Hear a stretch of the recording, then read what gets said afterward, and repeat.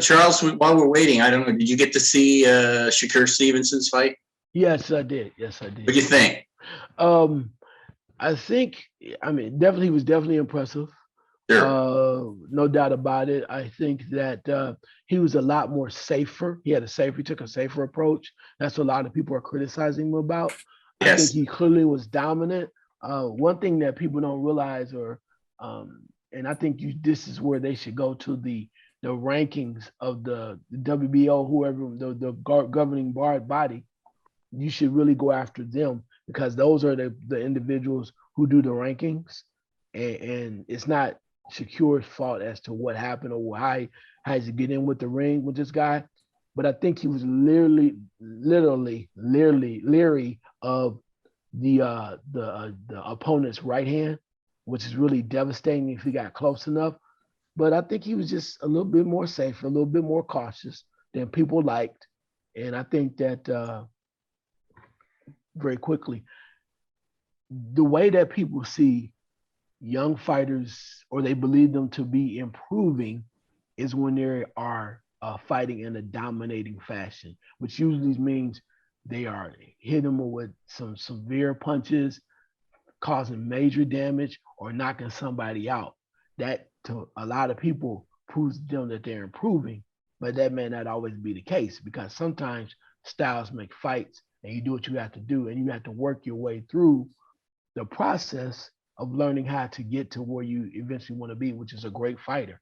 So I know that's a lot of mumbo jumbo and a lot of stuff that can be considered excuses, but at the same time, I think what it is, it's literally a path that he's walking through as he's walking through his journey. But he still was dominant. I mean, hell, we ain't even gonna talk about TBE Floyd. People hated him later on, and maybe those are the type of things that right now where he's trying to work through. That Stevenson, right now. But I mean, damn if you do, damn if you don't. He still was impressive, and he won the fight. Yeah, for sure. Frank and I were talking about this yesterday, Charles. Boxing, winning isn't enough in boxing a lot of times. You have to knock a guy out. And Shakur Stevenson is very cerebral in there, and he did say that he could have been more aggressive. And yes, he was criticized. See, I always have a problem with that because I think, look, you are what you are. The guy behind me was a very cerebral fighter. He'd have to hurt you before he went after you, and then sometimes he wouldn't go after you. And that's what Shakur was doing. He won every round. He knocked the guy down. I don't know. It's a weird dichotomy sometimes with boxing because it's entertainment, but it's also win, baby. So what would we be saying right now, hypothetically, Charles, if he won 11 rounds and in the 12th round because he hadn't let his hands go enough, he decided to try to knock the guy out and he got knocked out. Yeah, that's true. You're right. We'd be all saying, what a moron Shakur Stevenson is. So you're right. You're damned if you do and damned if you don't. Go ahead, Frank. Well, this is the scene from Gladiator and Russell Crowe saying, are you not entertained? It's not just enough to win. It's you have to entertain us. And whether that's right or wrong, good or bad, I mean, let's look at a few fighters, and not to get off track here, that were very good fighters that had not a lot of box office appeal. I always go to Glenn Coffey Johnson and Winky Wright. They weren't entertaining, yet they were very good, and they won a lot of fights and held some belts. So, well, I don't want to pay for them on pay-per-view. They're boring. Yeah, they're boring and they win. It's there, like as Charles said, there's a dichotomy. Is it that we want victories or we want quote unquote entertainment? Well, that spreads through all sports now. You can win boring or you can lose entertainingly. I think the perception the public has is I'd rather see you lose like a basketball game 145, 143 than see somebody win 85 to 74. I don't know why that's the case, but that's what they want. So there you have it. Yeah. And also him. Go ahead. I was just saying, and Frank, you are what you are. Just like you said, basketball, whatever. If you're a defensive team, you're not going to give up a lot of teams. If you're a defense first Shakur Stevenson fighter, you're not going to be that guy that everybody, because that's not you, and you have to be yourself. He's not a power puncher. I mean, again, right? Ridiculous things. I mean, think Paulie Malignaggi. If he had come out and tried to knock guys out, people would have been like, okay, maybe that's exciting, but you got knocked out because you can't break an egg. So that's what I mean. It's impossible to please everybody. If I was on Shakur's team, I would say, look, okay, maybe next time we get a guy hurt, maybe you can open your hands up. You can open up a little bit if you want. But hey, we're winning, bro. We're 17-0. We're only 22 years old. Forget the critics. We're going to get the big fights. Everyone's going to criticize you. You get more aggressive, they're going to say that you're getting hit more. You know? So just forget it and be you. Yeah, true. That is so true. Well, Charles, I'm going to ask this question as an offshoot of that. First of all, we heard that he wasn't feeling as well as he could be. And second, this is the question that I think is important to consider. As we're trying to bring more people to the table, that they've been hearing this name from people like ourselves and other people. They're pumping this guy up as he's the next great thing. And when you tune in to the next great thing, you expect to see greatness. If you are just a average, casual boxing fan, did you see greatness, or did you see, well, he's technically superior and blah, blah, blah, but I'm not jumping on the bandwagon? Wow, that's a hell of a question. Well, it's about time. Excuse me. I think that it really is beauty's in the eye. I hate to use that old adage, beauty's in the eye of the beholder. But I think that rings true here because of the factor that I think to say that you didn't see greatness is the fact that means that you don't know boxing. Okay. When he's doing this signing there, he's showing you that he's superior. But he's also showing you that he has the superior skills where he's lived up to the hype of being able to avoid being hit, right? Which is the key to winning boxing matches and whatnot. So you're seeing but it's not sexy. Right. Well, it's not sexy. There's a difference between sexy and greatness. You can be great and still not be sexy. There's a lot of great actors that are not the most beautiful people in the world, but they're a hell of an actor or actresses, if you will. But I think for him, he showed signs of greatness, if you know boxing, because this guy came in with loaded hands and the guy couldn't hit him. He couldn't hit. That to me is part of being great, being able to elude somebody that's really trying to hurt you. But was it sexy? No, it wasn't. And I think that's part of it. And I think that's where you mentioned back to the average person that's watching fights. We need to educate them more about what greatness is, because greatness is not always being the most sexy. I mean, we refer that to basketball. Michael Jordan later in his career couldn't jump as high as he used to. He couldn't be that high flying guy. So what did he do? He developed a jump shot. He developed a fadeaway jump shot. It was still beauty in the art. The same way with like a older boxer like Muhammad Ali, when he fought George Foreman, he brought out the rope-a-dope. He wasn't the same dude that fought Sonny Liston. So when you adjust the styles and adjust what you're doing, your approach, it means that you're adjusting, but you're still showing greatness by being able to do what you do, because you're not considered what that one term we use all the time. You are not a one-trick pony. You adjust according to what you need to do based on who you're fighting. So yeah, I think he did show greatness. I just think that it wasn't sexy, and we are using the terms that you don't knock somebody out, then you weren't impressive. And I'm like, who the hell is the judge of that? I mean, this is not heavyweight. I think a lot of people got spoiled by Mike Tyson. But then when you look at some of the people Tyson was fighting, you kind of wonders that it's almost like a show instead of really competition. Because when Tyson really had to fight competition, everything was totally different. That's just my opinion. So I think he was impressive, and at the same time, and I think he did show greatness, but you had to literally expand your knowledge of boxing to appreciate some of the things he was doing. Well, John, I was about ready to make an analogy, and I realized something else that goes with that. I'll always go back to something like this: is the Pernell Whitaker versus Oscar De La Hoya fight, where De La Hoya wins the fight, but he doesn't land many punches because Whitaker is a slick defensive fighter. But in the midst of saying that, is it too much to put on a kid who's 22 years old to compare him to a boxing Hall of Famer? Him? No, I'm totally sold on Shakur. I think in a lot of people's minds, because of what they saw or whatever they've seen, he's underrated. I don't really think a lot of people realize how good he is. Is he great? If he's not, he's really close, and he will be.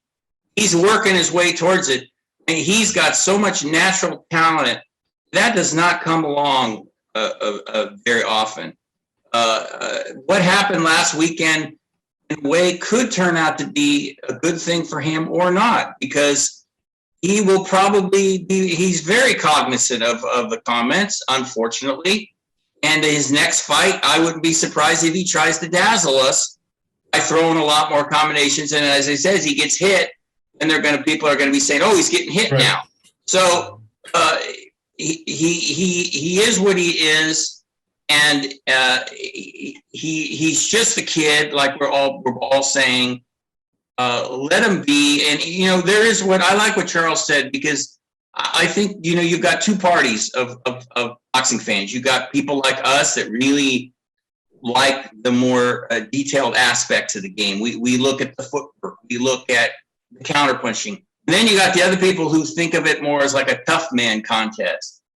And a guy like Shakur is never going to impress them, right? He's always going to bore those kind of guys, and there's nothing you can do about that, Frank. If a technical boxer, like you said, Winky Wright was a great example. Most people didn't want to watch his fights because he was boring. Shakur might have to he might have to take a page from Floyd Mayweather's resume and maybe become kind of a jerk to a lot of people. Act the jerk a little bit, get a little bit more mouthy, even though he said he'll fight anybody, and that's not bad. I think he means it. He was calling out Lomachenko last year. He means it. He might have to get a little villainish, or that's not a word, become more of the villain to attract, because if you want to be a big international fighter, you have to attract both, and that's what Floyd Mayweather did, Muhammad Ali did. Muhammad Ali used to say, people either like me or hate me, and the ones who hate me want to see me get knocked out. And that was the same thing with Floyd Mayweather. He knew that a lot of people disliked him, and they were coming to see him get beat. Okay, fine. You pay the money to see me get beat. I'm not going to get beat, but you go ahead and pay it. That's fine. That's what I want. Maybe he will have to. I hope he doesn't. I hope people see. I always feel like a boxer like him is like a great artist, like a Van Gogh or something. Is appreciate his talent. Don't make him be something he doesn't want to do, that he has to do for other people to notice him. And if you only attract so much, so be it. I mean, again, one more reference to this guy who used to manage Shakur. He never cared about that. I remember asking him one time, people are always complaining that you're not a big attraction, and he said, I don't care. I'm not going to do what they want me to talk more, and they want me to I'm not going to do it. And Shakur Stevenson might have to come to the understanding that if he wants to be himself that way, okay, he's fine with it. But if he wants to try to go for the big thing, then he might have to tweak himself a little bit. So it's going to be fun to see what he does. Well, as we segue from a piece of what you said there, being appreciated in your time, and I don't think we've mentioned this going on, and we'll touch on it real quick. Alexander Povetkin just retired, just announced his retirement. Mm-hmm. Is this someone that we are going to appreciate later? What do you think, Charles? You think he's going to be appreciated? I think to a point, but how much will he be appreciated? Because one, I think you really have to be engaged and follow him. And unfortunately for him, I think the rule that we just mentioned about, the unwritten rule, is how did you dazzle us? How did you impress us? Who did you beat? What's your resume? I mean, I think those are the things. Unfortunately, it doesn't mean he wasn't a solid fighter or boxer, whatever you want to say. But I think you have to have some memorable moments, even with boxing purists, for them to go, yeah, that dude was really, But then again, I mean, it's kind of similar to when we talked about Jerry Corey, for so long. But you really had to look at his record and see who the hell he fought. So Povetkin walking away, I think the purists might give him a little bit more love, but John, I'll throw that at you too as well. Who the hell did he beat that you're going to remember and makes you go, yeah, remember that fight when he fought, blah, blah, blah, blah, blah, blah. I mean, what's memorable about his performances in his career? Yeah, he lost his big fights, and his big victory recently was against Dillian White, who he caught with a great punch, and then he got stopped, overwhelmed, or whatever. That was a weird performance. Glad he retired. He was always he might have been. This is gonna sound harsh, and I don't really mean it to be. He might be more hyped than what he was. I remember when he fought Klitschko, they're all saying, "Oh, he's this and he's that" because the Olympics. But Klitschko just dominated him and knocked him down 3 or 4 times. So I'll say this. I personally will leave him where he is. I mean, he got busted for steroids and all that, and Wilder was going to fight him, and that would have been very interesting to see what happened then a few years ago. He was a pretty good heavyweight. I'll say that. He's not even looking at great. I might say good. For nowadays, he was a good heavyweight. As far as a signature win, I mean, I can't even remember before the Dillian White fight, and that's because it's recent. He knocked out David Price. David Price actually staggered him and had him in big trouble before he caught David Price. So he was pretty good, but some might appreciate him more. Personally, I'm just going to say, yeah, he was pretty good. He had a. I'll say the word you used, to Frank, solid. He had a solid career. We'll just leave it at that. Right. Solid, yeah. Well, the reason I bring that up is because we have a tendency in the sports world, and the phrase that goes out now is future Hall of Fame. And before a guy is done, played 2 years or caught 9 passes, or even, he's been drafted, this guy's a sure first ballot future Hall of Famer. And we tend to overemphasize and overvalue the people that we see, because if we're going to call them great, greatness means something. Pretty good, top of the division for a long time, but not a champion of any extended period of time. No, I think we overdo that. So that's the segue to going from heavyweight to a bantamweight right now. And some of our friends have put out a Zoots Boxing Talk has put out a pound for pound rating. They do the middle of the month every month. I'm sorry. And number 1 right now is Naoya, I'm going to always miss his first name, Inoue, who is coming off the Maloney fight in the bubble and the Donaire fight before that. And we saw how good Donaire just looked a few weeks ago. Do we deserve to say, yes, this guy is top of the heap or close to it? Or is it, as Charles said, is it maybe a smaller sample size? Do we look at, in a way, the monster and go, this guy, okay, the monster is a nice nickname, but is he truly top of the heap, or should he be top of the heap, Charles? I'm gonna be very careful as I tread here, but I'm gonna just say this: Inoue, aka the monster. I think we need to the average boxing fan, we need to see more of his sample size. We need to see him more often. And granted, you mentioned about the win over Donaire, right? But then again, I'll throw that back at you again to ask the same question. When we look at his fights, who has he fought? And you might say, oh, he fought this. I know John is great with that. He'll tell me who he's fought. But I'll say this. It's like one of those things. If you don't see him enough, the average person is going to go, who? I'll admit, I've said, I probably did a couple of times we've done it. I confused who the hell the monster was. So, I gave the monster name to the wrong person. I've done that because why? Because I wasn't familiar enough with him, which means I haven't seen him enough. But now that, he's receiving more recognition, I think I need to see more of him. I want to see him in more high caliber fights. That might mean he needs to, if it's possible, he needs to come up to 135. You mentioned about that or whatever. or to a higher weight class, if you will, 130, whatever it may be, so we can put him in a good position so he can really prove to us what he's capable of. So I don't think it's his fault, but to kind of throw him up there right now, I think the average boxing fan, even some purists, would say, not just yet. Yeah, and I would. Oh, go ahead. Go ahead. No, go ahead. You're going to answer the question I'm going to ask. Go ahead. I wouldn't put him number one either. All respect to Zoot. I mean, that's his list, his opinion, everything. No, Canelo is number one to me right now just because. Inoue's only had 20 fights. He's won 17 by knockout. He's great. He can't miss. He can't miss. He's must-see TV. That's how I see him. He's fun. He's got the best nickname of anybody right now, the Monster. I mean, that's all we call him, the Monster. Whoever came up with that, whatever marketing guru or girlfriend or wife or whatever came up with that, I mean, that one sticks. That was a great one. So, and he is a powerful puncher. I don't like to throw that word great around very much. That's why I'm very conservative about it. I think it's used too easily. So is he a great fighter? No. Is he good? From what I've seen, yes. Yeah. He beat Donaire. That proved it to me. And he was in deep water with Donaire. His orbital bone was broke. His nose was broke. He'd never been in a war like that with a Hall of Famer. There's their term, Frank.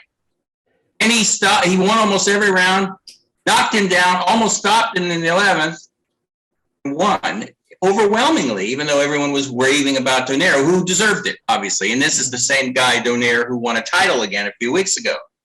So is he good? Yes. And I agree with Charles. I've probably seen more fights of his. The thing is he was knocking everybody out so fast, you weren't sure what he was. He's knocking out everybody, but you need a guy to go a few rounds to kind of see, right? He's very fluid. His technique is solid. I think he's the real deal. But what does that mean when he starts fighting real formidable guys?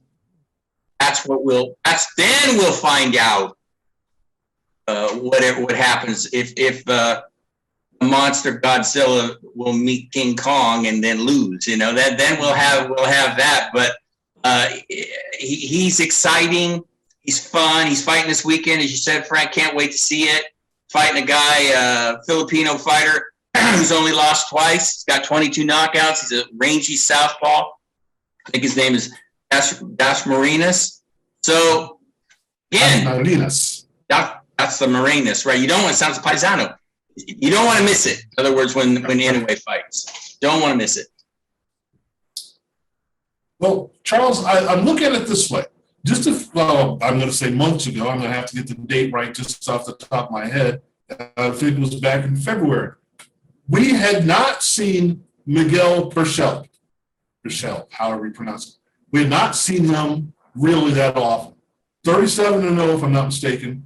And, he's at the top of the super feathers. I mean, that's one of the guys right there. We know him. We've heard the name. We haven't seen him. And we're saying, this guy has a chance to be one of the best because that's what we're hearing. And then comes Oscar Valdez, who, by the way, was also undefeated, and we weren't really paying attention to that part of it. I know I wasn't. It's like, well, I finally get to see the guy. I'm not paying attention to the other guy who's also undefeated. And Valdez just comes in and whips his butt. Mm-hmm. As you're saying, is it you have to fight somebody to prove to me that you are somebody? And is that where we're at with Inoue? Okay, now we've got to see you really fight somebody. Not that fighting Donaire and Maloney weren't somebody's, but and what if there's nobody for him to fight? Yeah. I mean, I'm with you on that. I'll say this. I mean, I think back to compare it to not being able to see people early on and not knowing. You hear about them, but you didn't know. I always go back to the Marquez Pacquiao 1 fight. And I was telling you, I was like, man, this is amazing. I had no idea who the hell Manny Pacquiao was. After I saw him, right. It's like I could not get enough of him. And what's beautiful about that is he continued to rise up the ladder, and he did fight more than formidable opponents. He fought some of the greatest legends of all time, some of the top-notch Hall of Famers. and he kept moving up in weight, steroid issue allegedly, or whatever you want to call it. But he kept moving up, and I think the same goes here too for these guys. I think that you have to fight somebody though, and there's no disrespect to them. If you're 37-0, you've earned your keep. Okay, all those count, no matter how you do it or whatever. You mentioned before about some other folks too, about the monster. Okay, 20-0, what have you? Those count because you got in the ring and you legitimately. You've been impressive. You dominated. But if you want to go from one extreme, which is really being known on one level, to a more or less like a global level, even national, you got to get the exposure. And the way to get your exposure, you got to fight people that, not say that matter, but people are more familiar with. Doesn't take away from your credentials or your skill set, but you have to fight individuals that are going to test you and more people are familiar with, particularly with the boxing associations. You do that, you get the TV exposure. Then it's like I said, Pacquiao's the perfect example for me. I had no idea who the hell this dude from the Philippines was, Filipino dude was at all. But then once I watched him and then I said, he's fighting Marquez again. I learned more about Marquez. I'm like, I got to see these dudes. They are so much great competitors that I had to be connected to them, and then they exploded. And I think that can be true for any fighters. But I think it comes back to, last but not least, a management, people in their corners, their promoters. They have to be all in tune so we can see them. Because, like you said, if we see a guy like the Monster, let's say he fights another 15 fights, and he doesn't get the raw exposure, he'll just be the great unknown dude that we don't know about. And you'll hear these other so-called boxing experts tell you about him. But hell, they see him because they're connected that way. But to the average person, they'll be like, oh, that's that dude. When the hell we gonna see him? Whenever I'm gonna see, when is he ever gonna be in a position where I can literally watch him and see what they're talking about? Well, John, I'm thinking of something that I think is okay. I'm going to throw a name at you and see if this goes along with what we're talking about. Guys that got a shot, capitalized on the shot, and then didn't really do much more with it after that. And the first one that comes to my mind is Kelly Pavlik. Now I'm from Ohio, so I've heard of Kelly Pavlik, but I'm not sure that everyone else had. And then you see, the only fight that really sticks out to me before he got Jermaine Taylor was Edison Miranda. And then he beats him in the rematch. And now we're talking about Kelly Pavlik, one of the best out there. And then he kind of went, and of course he ran up against Bernard Hopkins, and it kind of goes from there.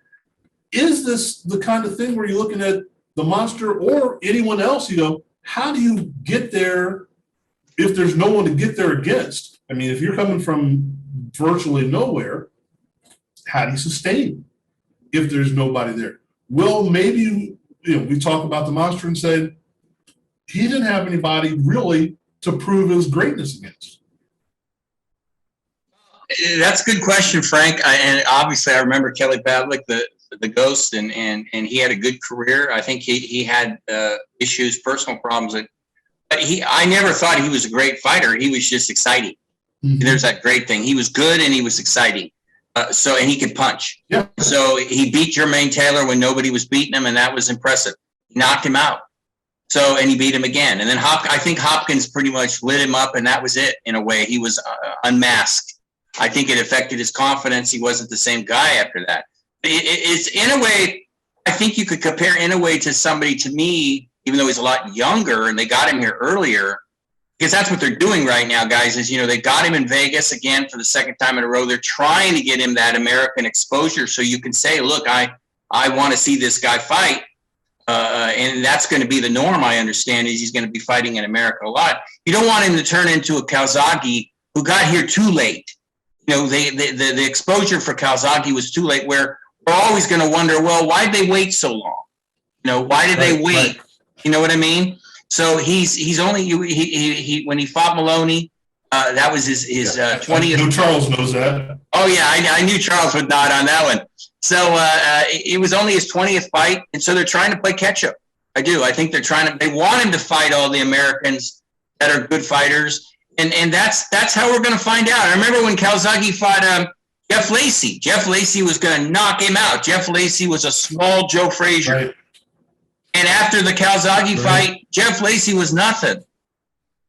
I mean, to be blunt, he had his shot. You're talking about having a shot. Where Calzaghe made the most of everything after that. He fought everybody, regardless of their past their prime or whatever. He fought them all. He made up for lost time. We're always going to question about other things, like Golovkin. What would Golovkin have done if he had been brought here when he was 22 instead of 30, when he was 30? You know, there's always going to be that kind of questionable thing. There's guys like you mentioned, Frank. I'm trying to think of some that did something and then, you know, nothing happened. I mean, I always think if it's not the same, it's not even close, but guys that you just don't do the explosion that you expect. And I keep coming back to this because I'm like a broken record, but I can't help it. It's not the same as Kelly Pavlik, but Charlos. Why aren't the Charlos more known? Why? They're both fighting here coming up, right? Why aren't they more where people are like, oh, I got to see the Charlos? Whose fault is that? Well, you just stole my segue. Oh, good. Going into Jermall is fighting this weekend.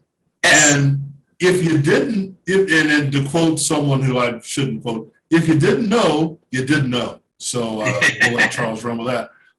But the idea being, like you said, you know, Jermall is the WBC middleweight champion. That's a big deal. Defeated. But, yeah, undefeated middleweight champion. That's a big deal. Do you know the fight? If you aren't us and you're paying attention to it, do you know that fight is happening this weekend?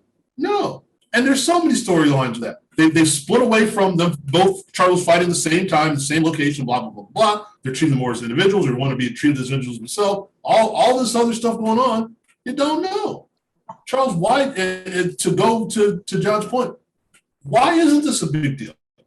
Jermall Charlo, why isn't this something where people are beating down the door saying, this is going to be on this station today? Watch this guy. He's one of the best in the world. One is the opponent. Let's be real. It's the opponent. If he was fighting Triple G, that would be must-see TV. It really would be. Even if you don't know Charlo, you said he's fighting Gennady Golovkin, you'd be like, all right, okay, cool. Yeah, well, I got to see that. Oh, well, this is good. Gennady's going to get knocked out. Is he going to knock him out? Is he going to use this guy as a stepping stone to move back to his eventual fight with Canelo? There's so many things, but I also think too that they are now, again, unfortunately, boxing is taking a back seat to other sports. And when you have a very talented individual like Charlo, you have to put them in the limelight, and you also have to make sure that they're busy, right? That's the key. You got to fight more than once. You got to fight more than twice a year. And then you got to fight somebody that the other people go, okay, even to the point of, and I'm just doing not so much the weights around, but a guy like, if you say, for instance, if it came down to like maybe say it was a Jared Hurd, right? Even if he may be struggling, fight somebody that people recognize. And the more that they see you competing, then you can literally legitimately come out and go, I want Canelo fight that dude, right?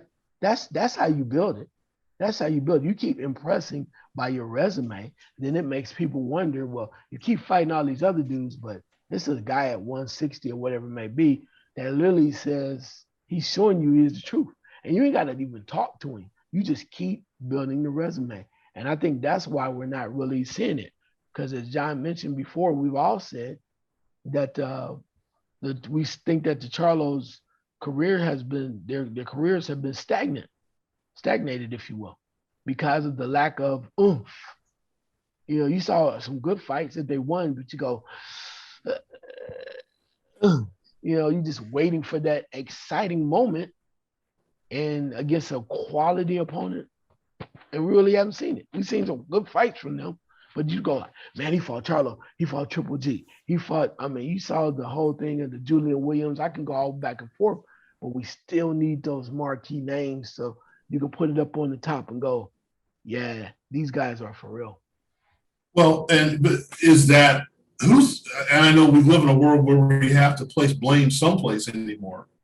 Whose fault is it, John? Why is it that we do not know and they do not get the fights to prove who that they can prove? They should be able to prove they are. Why don't they get Triple G? Why don't they get Andre? Why don't they get these fights? Who is to, in lack of a better word, who's to blame? I think there's a lot of blame to go around. I don't like people like to blame the fighter. I don't. I think the Charlos, okay, there's some blame on them too a little, but I think both of them or whatever want to fight the big fights. I think Charlo wants to fight Triple G. I think he wants to fight Canelo, but they won't fight him. You know, it takes two to tango here, right? It takes two to tango. You know how I like Triple G.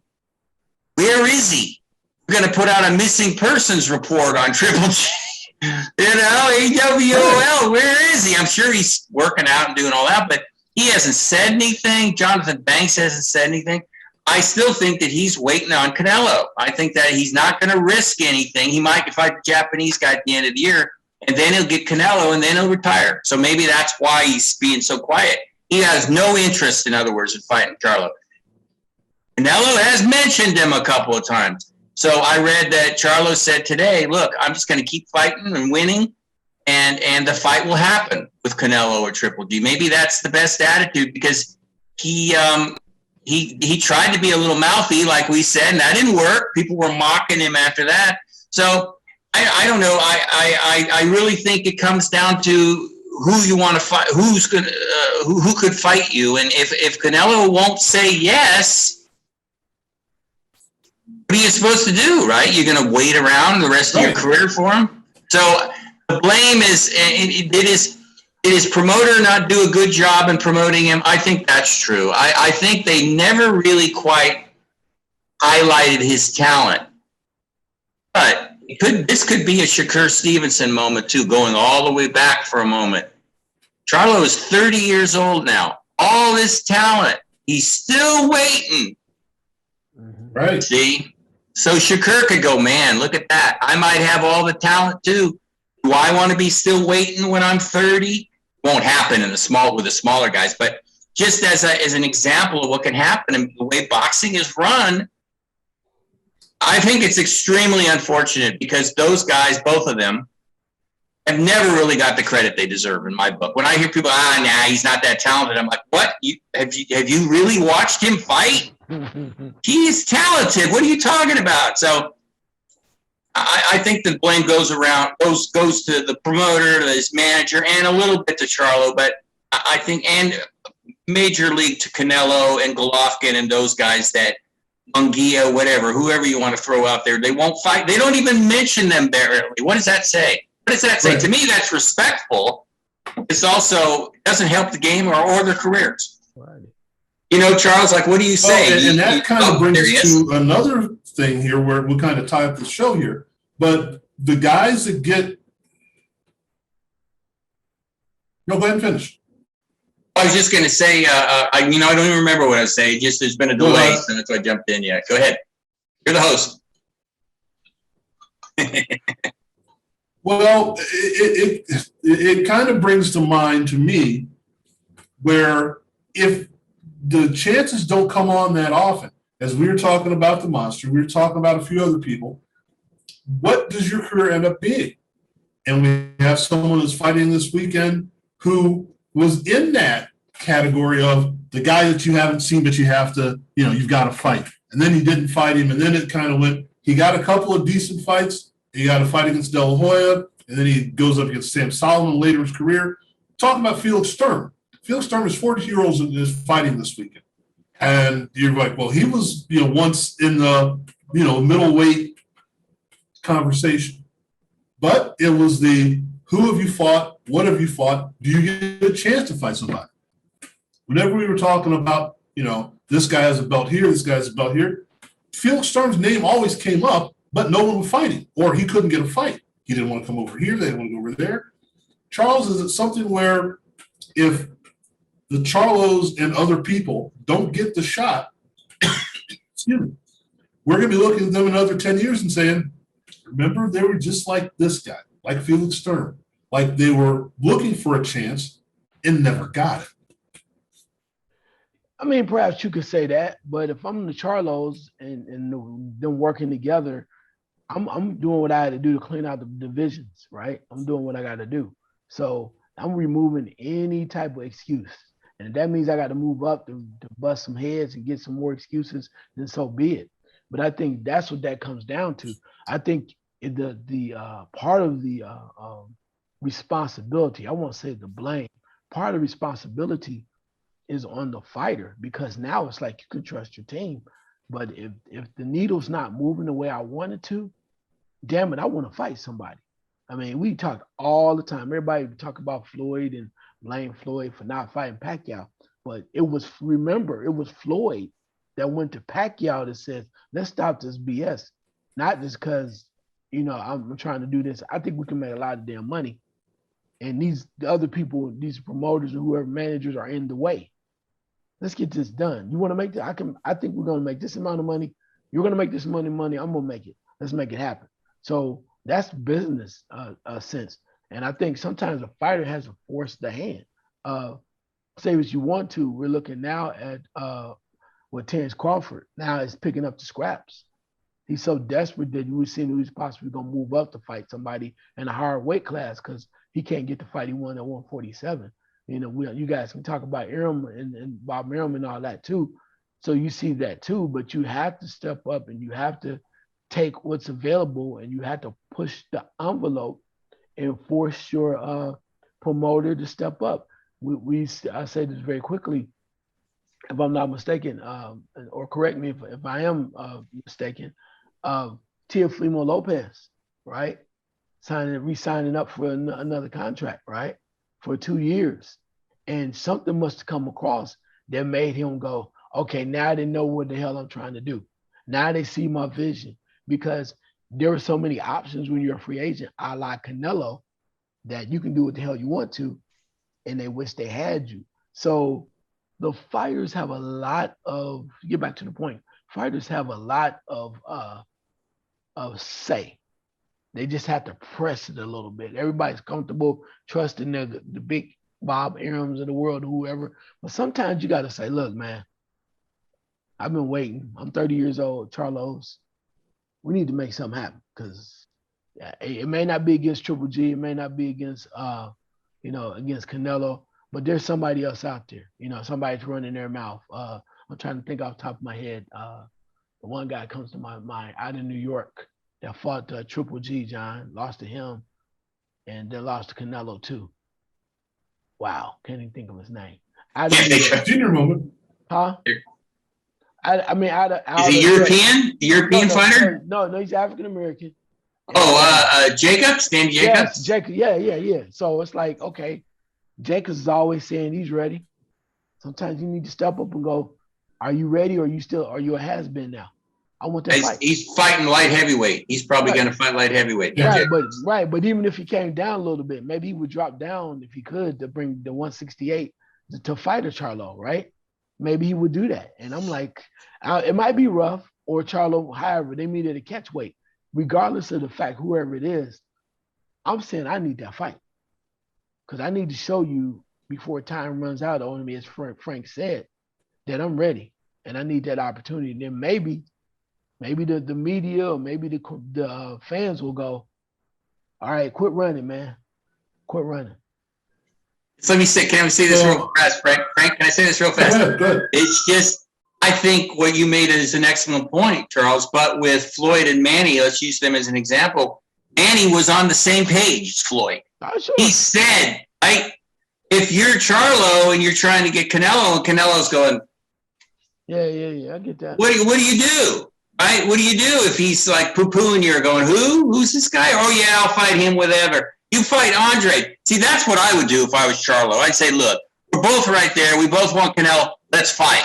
Let's see who deserves, because I think whoever wins that fight, Canelo can't avoid, I don't want to say avoid, because I think he pretty much fights everybody. He can't ignore him anymore, right? So if you want to say take the bull by the horns, that would be a statement. Okay, Andre, been talking about me for a while. Let's fight. But Andre might say, nope. So then that's not Charlo's fault. If he's calling these guys out and they won't fight him, that's the frustrating part.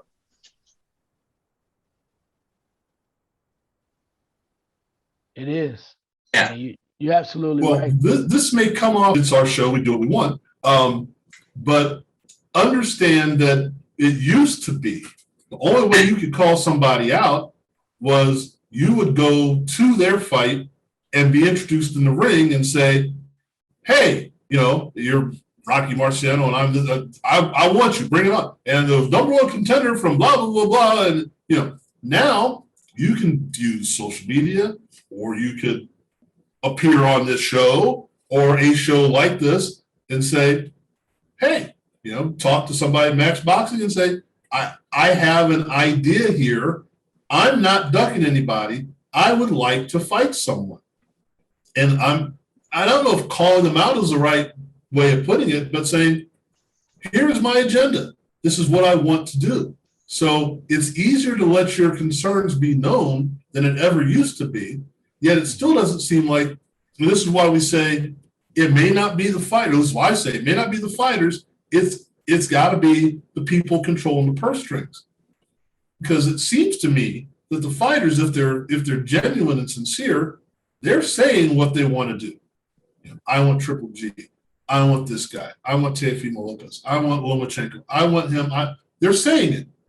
They're not backing off of those statements. So it has to be someone else in the middle saying, we're not letting this happen. So in my way of looking at it, this is, as we said, do you need a forum? This and other shows like it are a perfect forum. If this is what you want to do, let people know. We'll get the word out, with the Charles Farmer marketing service. We'll make sure everybody knows what's happening, and we'll go from there. But apparently that's not the situation, and that's the part to me that has to stop. That's the part that. Can I throw one other thing in there too? I think part of it is too, it's a lot easier to make money these days off of boxing. Sure.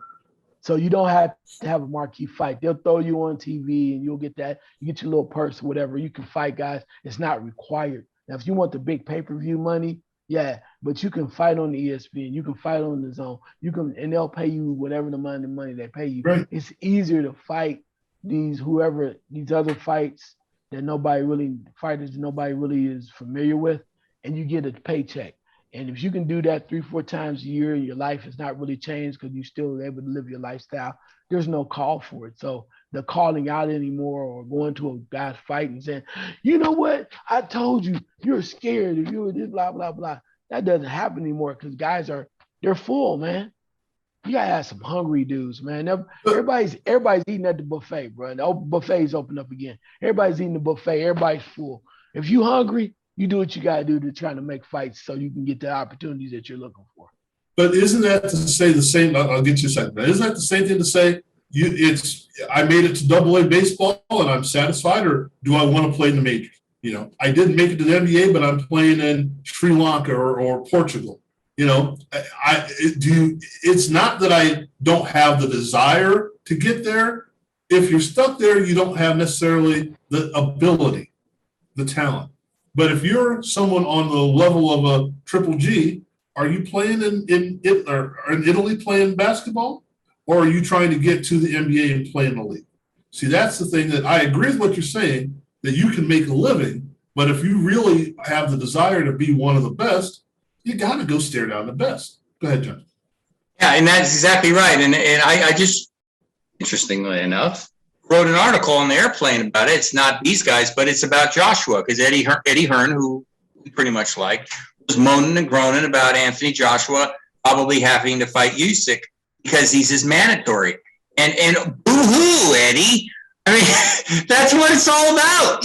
Okay, you don't get to fight Fury this time. And Joshua had to fight that guy with Pulev or whatever. Oh gosh. I mean, isn't that what a fighter's supposed to do? Right, isn't a fight? I mean, and I'm like, that's the point that we're making here is it's so different. It's what you said too, Frank. It's so different than it used to be. We didn't think about that stuff then. Now it's not about legacy. It's about money. That's how I see it. So Eddie Hearn said, "Oh, Joshua, he's old school. He wants to fight everybody." Okay, then let him. If that's no, Eddie doesn't want to do that because Eddie's got. So what happens? It hurts the sport, in my view. Okay, you're all rich. So like you were saying, Charles, everybody's happy at the buffet. Everybody's full. But as far as the big picture of the sport, we're frustrated because we don't get the fights that we think we deserve. Errol Spence and Terence Crawford, they both called each other out for years. Why didn't it happen? Why didn't it happen? Well, so I mean, it's yeah. Well, I'm gonna go to since I think I know something about tennis, I'm gonna throw a name at you, and you're gonna say, "Who the hell is that?" Michael Russell. And you're gonna go, "I don't have who the hell is that?" Yeah, he either gets a wild card, or used to a few years ago, got a wild card or qualifier. He played the qualifying tournament to get into the major tournaments, the 4 majors, and he played in the satellite events and whatnot. You never heard of the guy, and I'm going to get the number wrong, I'm sure, but he was making about $250,000 a year, and he could walk right into your bathroom, you wouldn't know who he was, you know. And you look at somebody like Richard Gasquet or any of the guys that aren't Federer, Nadal, and Djokovic. They were in some right now are on the cusp. They're top 10 for 4 or 5 years, but they're not going to be the guy. And sometimes you ask yourself, what is it they have to do, or can they become the guy? Or are they just content being there, and as Charles said, being stuffed at the buffet? That's the question. Have we made it too easy to be average? Can I throw one other thing at you? I remember I just heard a thing about a golfer, and they mentioned the golfer's name. I can't even remember his name, but everybody's like, "Have you just mentioned about Mr. Russell? Who is that?"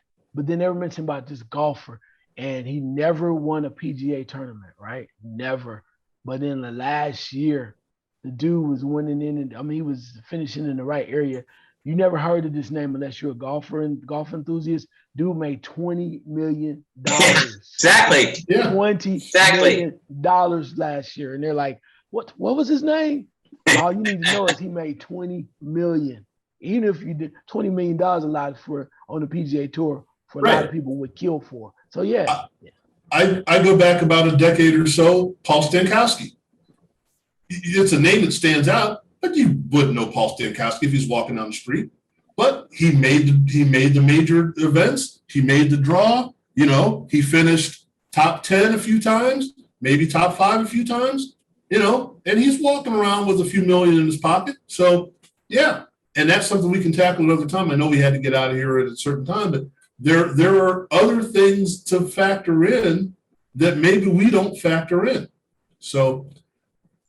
Say this real fast, Frank. I really believe it's an individual thing. I do. If you're that guy, that golfer, and that was great, Charles, because I was thinking the same thing. There are so many guys in the top 40 or 50 who are cruising along making $2 million a year, and you don't even know who they are. They just happen to hit it big at a couple of tournaments where they make $400,000 coming in 4th or 5th place, and they're set.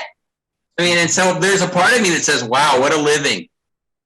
But then if you're the guy like we were talking about earlier, who even if you're only a partially like Mr. Woods, where you're so driven to win, he's never going to be happy with just making all that money. He's going to have to get the W, at least one of them.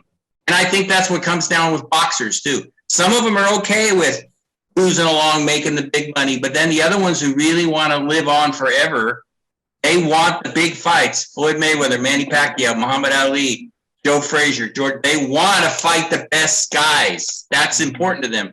Nowadays, I tend to think it's not as important to a lot of guys for that. It's more important to just get the payday.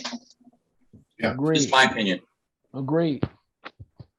Well, of course, the internet connection starts to improve once we're ready to end the show. That's nice, right at that. I think we've mined some nice stuff here. It's something I think it's worth looking into in the future. Yes.